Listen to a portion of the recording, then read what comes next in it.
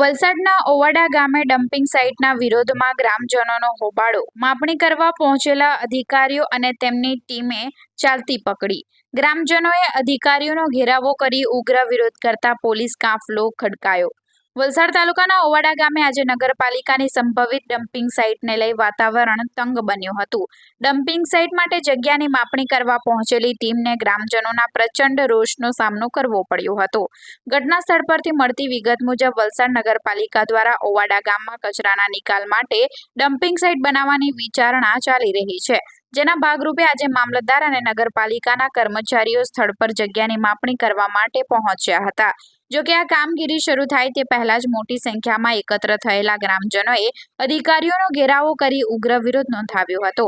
ગ્રામજનોનો મુખ્ય આક્ષેપ છે કે ગામમાં આટલો મોટો પ્રોજેક્ટ લાવવામાં આવી રહ્યો હોવા છતાં ગામના સરપંચ કે અન્ય કોઈ પણ આગેવાનોને જાણ કરવામાં આવી ન હતી. તંત્ર દ્વારા બારોબાર કરવામાં આવતી આ કાર્યવાહીના કારણે મામલો બિચકાયો હતો અને લોકોમાં ભારે રોષ જોવા મળ્યો હતો. ગ્રામજનોનો વિરોધ એટલો ઉગ્ર હતો કે માપણી કરવા આવેલા અધિકારીઓ અને કર્મચારીઓએ અંતે કામગીરી પડતી મૂકીને ચાલતી પકડવી પડી હતી. બીજી તરફ પરિસ્થિતિને વણસે નહીં તે માટે મોટી સંખ્યામાં પોલીસ કાફલો પણ ઘટના સ્થળે દોડી આવ્યો હતો. ઓવાડાના રહીશોની સ્પષ્ટ માંગ છે કે તેમના ગામમાં કોઈ પણ સંજોગોમાં ડમ્પિંગ સાઇટ બનાવવામાં ન આવે. કચરાના ઢગલાથી ગામનું પર્યાવરણ અને સ્વાસ્થ્ય જોખમાશે તેવી ભીતિ લોકો સેવી રહ્યા છે. ગ્રામજનોએ તંત્રને ચીમકી આપી છે કે જો અહીં ડમ્પિંગ સાઇટ બનાવવાનો નિર્ણય લેવામાં આવશે તો આગામી સમયમાં ઉગ્ર આંદોલન કરવામાં આવશે અને રસ્તા રોકો જેવા પગલાં ભરવામાં આવશે. આજરોજ અમારા ઓવાડા ગામ ખાતે જે તારીખ 15ના દિને અમારા ગ્રામ પંચાયત જનો દ્વારા અમને જણાવવામાં આવેલ હતું કે આપણા ઓવાડા ગામમાં ડમ્પિંગ સાઇટ આવી રહી છે, એટલે કે સોલિડ ટ્રીટમેન્ટ પ્લાન્ટ.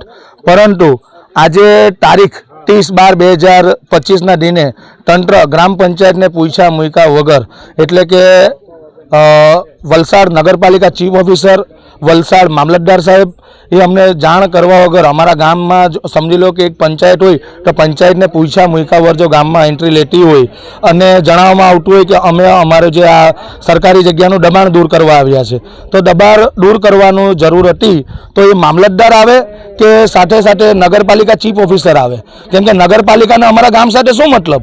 જો આજે આ તંત્ર આટલું જૂઠું લૂચું બોલીને જો અમારા ગામજનોને ગુમરાહ કરતી હોય તે ચલાવી લેવામાં આવશે નહીં, કેમ કે અમારું ગામ ST/SC OBC બનેલું ગામ છે.